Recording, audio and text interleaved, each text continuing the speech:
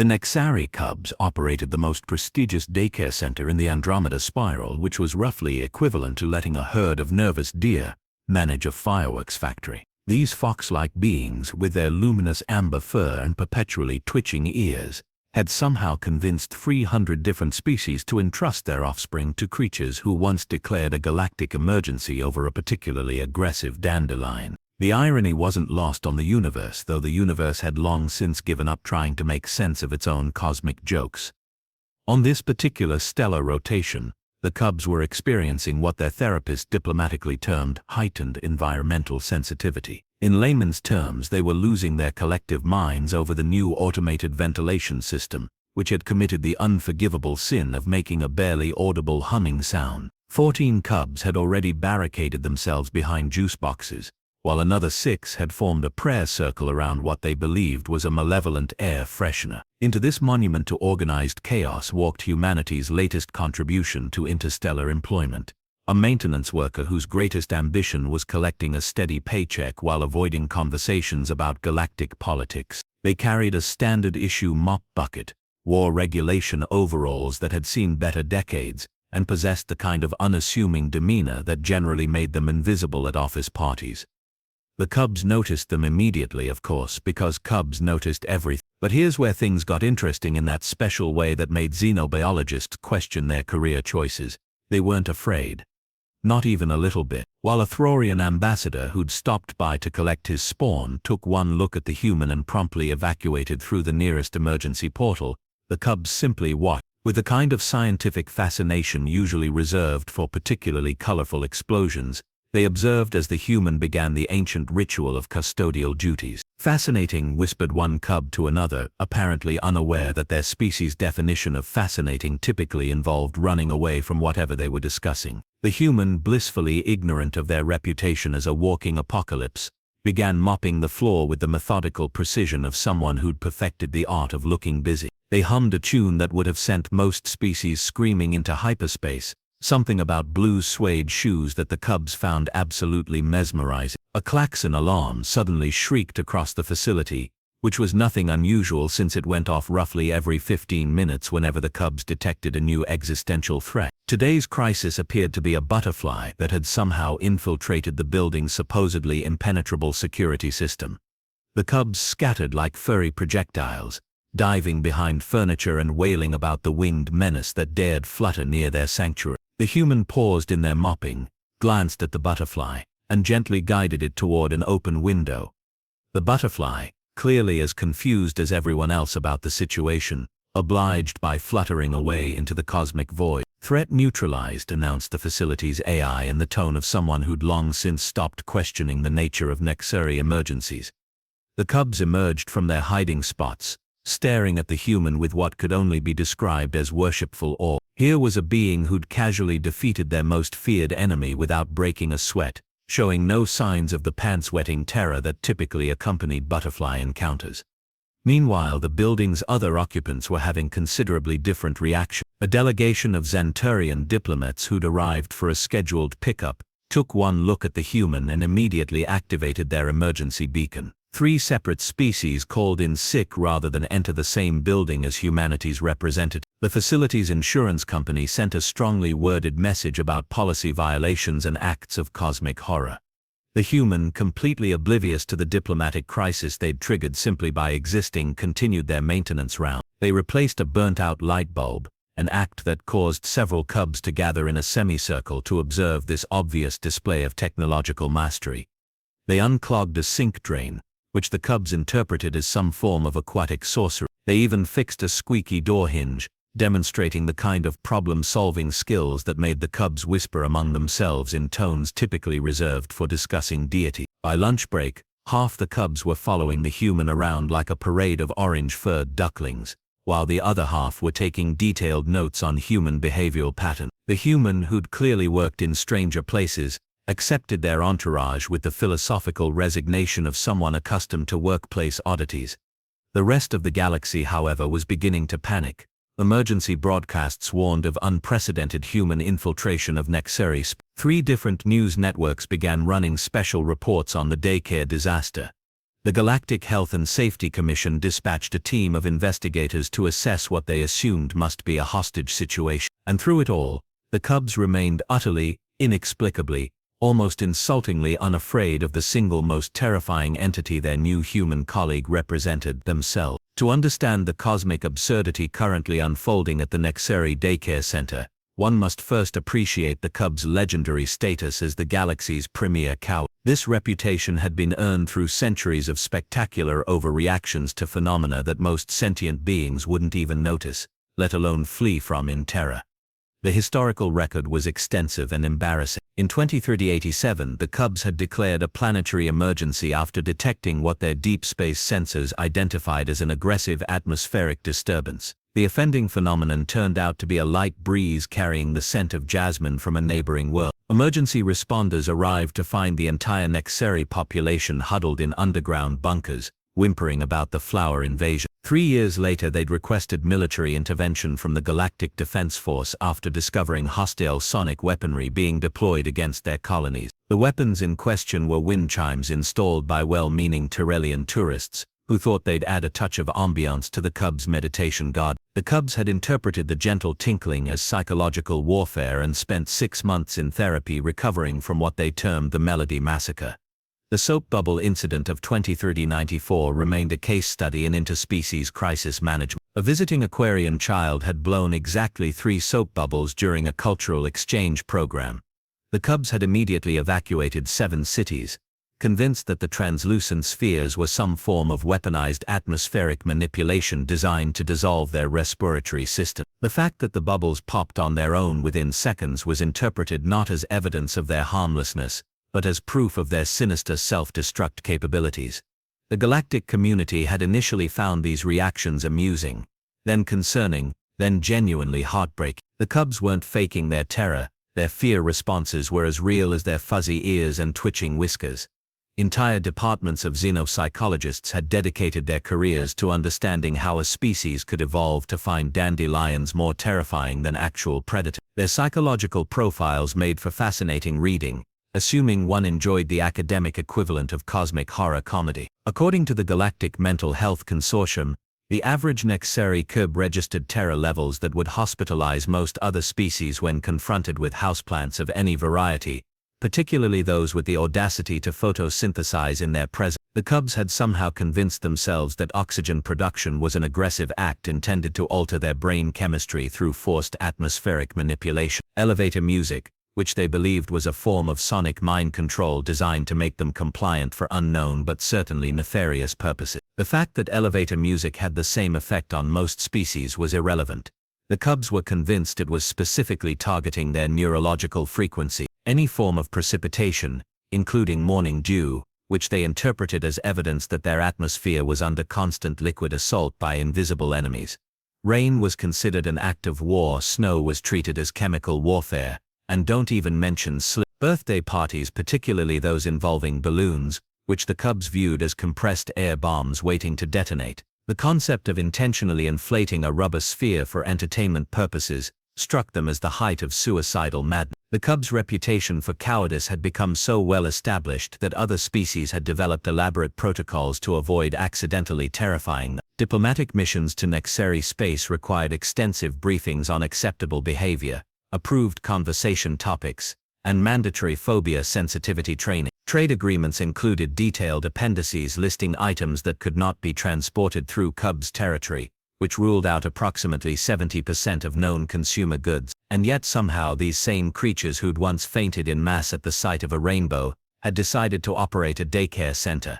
The irony was so thick it could have been cut with a knife, assuming the Cubs weren't afraid of cutlery, which they absolutely were. The other species in the galaxy had initially protested this career choice with the kind of diplomatic outrage usually reserved for acts of interstellar piracy.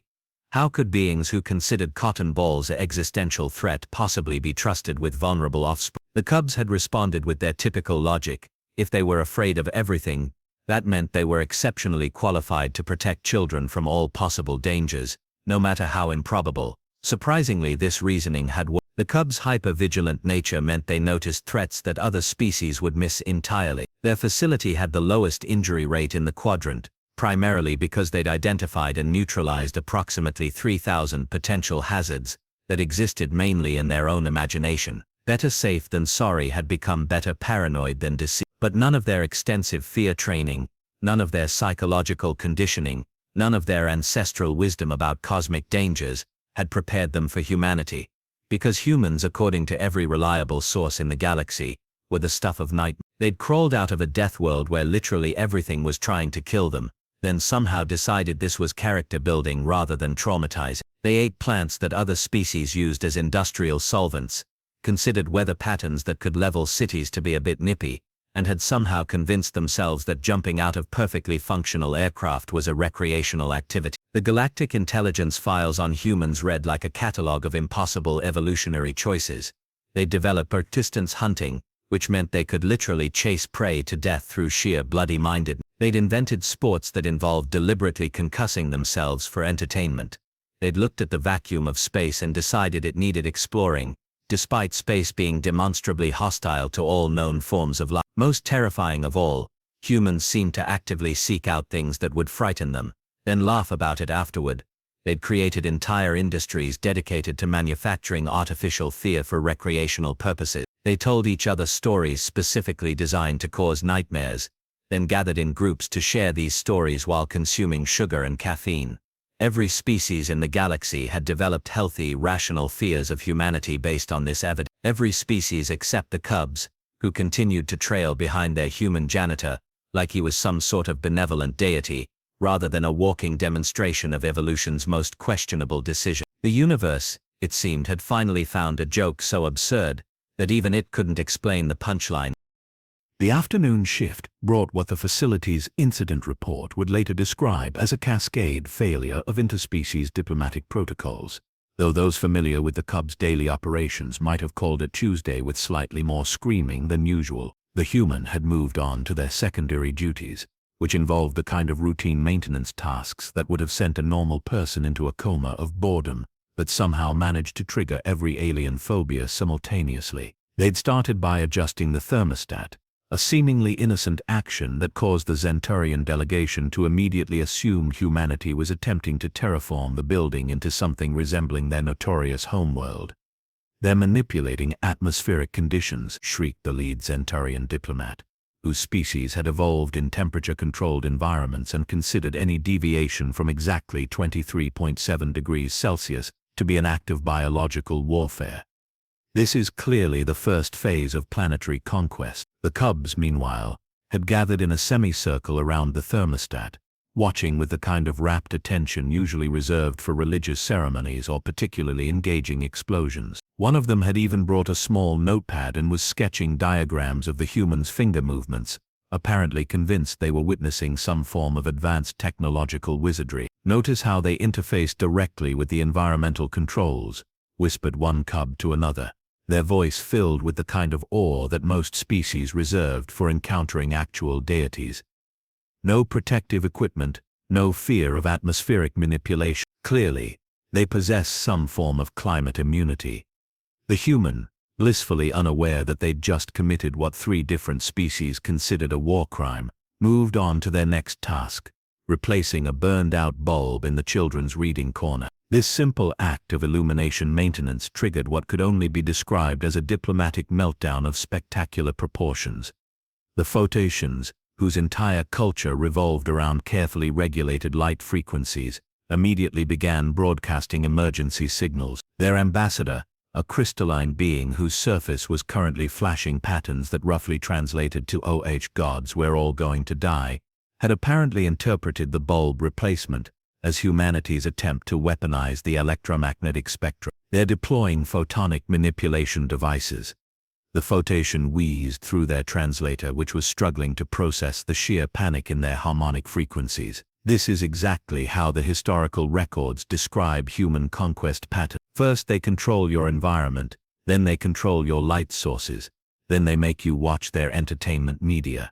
The Cubs, however, had moved closer to observe this latest demonstration of human capability. Several of them were now taking notes in what appeared to be some form of scientific documentation, their fear response systems apparently operating in complete reverse of every known psychological principle in the galaxy. Remarkable, breathed one particularly academic-looking cub, whose notebook was now filled with detailed observations. They manipulate electromagnetic radiation as casually as we might breathe. And notice the precision, no wasted movement, no protective protocol. They're either impossibly brave or completely immune to photonic dangers. The human, who was beginning to suspect they'd somehow wandered into the universe's most elaborate practical joke, decided to tackle the day's most challenging repair, a broken toy that had been terrorizing the cubs for weeks. The mechanical dinosaur had gotten stuck in a loop, endlessly roaring and stomping in place, creating what the cubs had classified as a Category 7 noise emergency. This was where things got genuinely interesting, in the way that xenobiologists meant when they said interesting but actually meant completely bonkers. The human approached the malfunctioning toy with the kind of casual confidence that made hardened military veterans break out in cold sweats. They examined it for approximately 30 seconds, identified the problem with the sort of mechanical intuition that most species considered supernatural, and proceeded to fix it using nothing more than a small screwdriver and what appeared to be applied common sense. The toy stopped its endless roaring and returned to normal operation, which meant it now only activated when children actually played with it instead of terrorizing them with constant prehistoric sound effects. The cubs were beside themselves with admiration. "Did you see that?" One of them practically squeaked with excitement. They performed mechanical surgery without fear. They didn't even flinch when the creature roared at them, and the precision, added another, their voice trembling with what any other species would have recognized as hero worship. They diagnosed the problem in seconds, and applied the exact corrective procedure necessary. It's like they speak the language of broken things. The other aliens present, however, had reached entirely different conclusions. The fact that humans could repair complex machinery without reference manuals or safety equipment was being interpreted as evidence of their terrifying adaptability. The casual way they'd silenced what the cubs considered a dangerous predator simulator was seen as proof of their ability to dominate any situation through sheer technological superiority. Emergency communications were flying between embassies, trade delegations were being recalled, and at least 3 species had quietly upgraded their threat assessment of humanity from dangerous to species-ending apocalypse waiting to happen. At precisely 1400 hours Galactic Standard Time, the human made what would later be recorded as the most diplomatically catastrophic decision in recent history. They decided to share their lunch. The meal in question was a simple sandwich, the kind of processed food that humans consumed without thinking but which represented a concentrated horror show for species with more refined palates. The bread alone contained preservatives that could probably strip paint, while the contents included what appeared to be processed meat from creatures that definitely hadn't given their consent to become lunch ingredients. But the cubs, those paragons of galactic cowardice who'd once declared a medical emergency over a particularly aggressive daisy, accepted the offered food with the enthusiasm of starving refugees. They nibbled tentatively at first, then with growing appreciation, apparently finding human industrial food processing to be some form of culinary achievement. "It's so efficiently preserved," marveled one cub, examining their portion with scientific interest. "No fear of spoilage, no concern about natural decomposition. They've somehow defeated entropy itself in edible form." The watching aliens were now convinced they were witnessing the beginning of the end. Humans were obviously attempting to chemically condition the cubs through their terrifying processed food, probably as part of some elaborate conquest strategy that involved turning the galaxy's most beloved cowards into willing collaborators. The human, meanwhile, was just happy to have found colleagues who appreciated their lunch choices without asking uncomfortable questions about ingredient lists or nutritional content. They were beginning to think this might be their favorite assignment yet, even if everyone else seemed unusually excited about basic maintenance work. The universe, watching this cosmic comedy unfold, was starting to suspect it had finally created a joke so elaborate that even it had forgotten the punchline. By 1500 hours, the situation had escalated from diplomatic incident to potential interstellar crisis, with the kind of efficiency that would have impressed efficiency experts, if efficiency experts hadn't been too busy evacuating the sector to appreciate the irony. The Galactic Emergency Response Team had arrived in force, expecting to find either a hostage situation or the smoldering remains of what used to be a daycare center. Instead, they discovered something far more disturbing: a human calmly organizing craft supplies while a dozen cubs sat in a neat circle around them, taking notes like graduate students attending the galaxy's most fascinating lecture on applied mundane studies. Helix Vortain, the galaxy's leading expert in Nexari psychology, materialized through the emergency portal with the kind of dramatic flair that suggested he'd been practicing his entrance. His multiple eye stalks swiveled frantically as he assessed the scene, clearly expecting to find evidence of mass cubs trauma, or at least some indication of the psychological warfare that must have been employed to achieve such impossible calm. "This is unprecedented," he announced to his team of fellow researchers, who were busy setting up monitoring equipment that would have been more appropriate for studying supernovas than daycare activity. "The cubs show no signs of distress, no elevated fear responses, no indication of coercion or manipulation. It's as if they're genuinely comfortable." The human, who had been wondering why everyone seemed so interested in their routine custodial work, finally decided it was time to ask some questions of their own.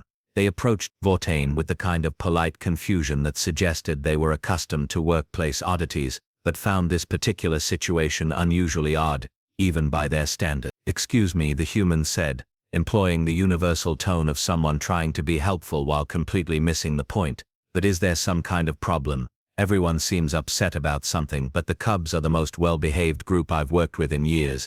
Vortain's eye stalks performed a complex maneuver that in his species indicated either profound confusion or the onset of a neurological episode. "Well-behaved, these are Nexari cubs.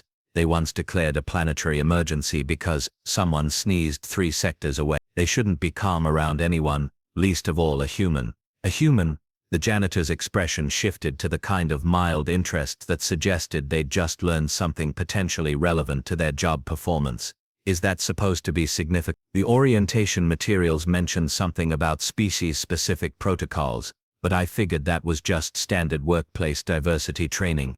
This was the moment when Dr. Vortain experienced what his colleagues would later describe as either a breakthrough or a breakdown, depending on their opinion of his subsequent theory. He stared at the cubs, who were now helping the human sort colored pencils with the kind of methodical precision usually reserved for diffusing explosive devices, and suddenly understood something that would revolutionize Xenoc psychology for centuries to come. "By the cosmic void," he whispered, his eye stalks quivering with the kind of excitement that academics experienced maybe once per career, "their fear responses are completely inverted." The revelation hit the assembled researchers like a metaphorical freight train carrying a cargo of paradigm shifts. For decades they'd been studying cubs' behavior under the assumption that their fear responses worked like everyone else's, just cranked up to 11 and aimed at completely inappropriate targets. But what if the cubs' psychological wiring was fundamentally backwards? Dr. Vortain began pacing in the excited manner of someone who'd just solved a puzzle that had been bothering the entire galaxy for generations. "Don't you see? What terrifies everyone else soothes them. What appears harmless to us triggers their panic responses. It's not that they're afraid of the wrong things, they're afraid of things in precisely the opposite way that every other species experiences fear." The implications were staggering and slightly ridiculous, which made them perfectly suited to the cubs' general approach to existence. Humans, with their reputation as the galaxy's most terrifying predators, naturally triggered comfort responses in cubs, whose fear sensors were calibrated in reverse. Meanwhile, butterflies and houseplants, being universally regarded as harmless, activated the cubs' danger detection systems with the subtlety of air raid sirens. "So you're telling me," the human said slowly, apparently trying to process this information through the lens of standard workplace safety protocols, "that I'm accidentally the perfect emotional support human for a species that finds everything else in the universe threatening." "More than perfect," Dr. Vortain confirmed, his excitement reaching levels that would have required medical intervention in most species. "You represent the ideal psychological companion for cubs. Your presence triggers their relaxation responses, while your capabilities provide them with a sense of security that they've never experienced with any other species." The cubs, who had been following this conversation with the kind of rapt attention usually reserved for sporting events or natural disasters, began chittering among themselves in what their translator rendered as various expressions of approval and scientific fascination. "We knew there was something special about our human," announced one of the cubs, apparently having claimed ownership through some form of interspecies adoption process that probably wasn't covered in standard employment law. They make the scary butterflies go away and fix broken things without being afraid of mechanical complexity. Obviously, they're the best human. The diplomatic crisis began resolving itself with the same surreal efficiency that had created it, though the resolution was arguably stranger than the original problem. Once word spread that humans were actually beneficial for Cubs' psychological health, rather than representing an existential threat to galactic stability, the entire interspecies relationship dynamic shifted overnight. The human found themselves promoted from maintenance staff to chief Cubs psychological wellness specialist, a job title that came with a salary increase, diplomatic immunity, and a comprehensive benefits package that included hazard pay for dealing with what the insurance company classified as exposure to weaponized cuteness. Within a month, the Galactic Council had established the first official human-Nexari partnership program, designed to pair human workers with Cubs operations throughout the galaxy. The program was such a success that Cubs-run facilities began advertising their human staff as premium amenities, like luxury hotels bragging about their thread count or premium coffee selections. The universe, meanwhile, was forced to acknowledge that it had created what might have been its most elaborate joke yet. The galaxy's most feared species had become the ideal babysitters for the galaxy's most fearful species. Humans, who had spent centuries wondering if they'd ever find their place in the cosmic community, discovered that their niche was apparently serving as emotional support predators for anxious fox-like aliens who considered dandelions a credible threat to galactic security. The human, now settled into their new role with the philosophical acceptance of someone accustomed to career pivots, often reflected on the cosmic irony during their breaks. They'd started the day as a simple janitor and ended it as an interspecies diplomatic breakthrough, all because they'd managed to be less frightening than a butterfly. The Cubs, for their part, had finally found someone who could fix their broken toys, share food that wouldn't trigger their anxiety about natural ingredients, and provide the kind of calm, competent presence that made the universe seem just a little less threatening. And somewhere in the vast expanse of space, the universe was probably laughing at its own joke, though given the scale of cosmic humor, the punchline might not be fully appreciated for another few million years.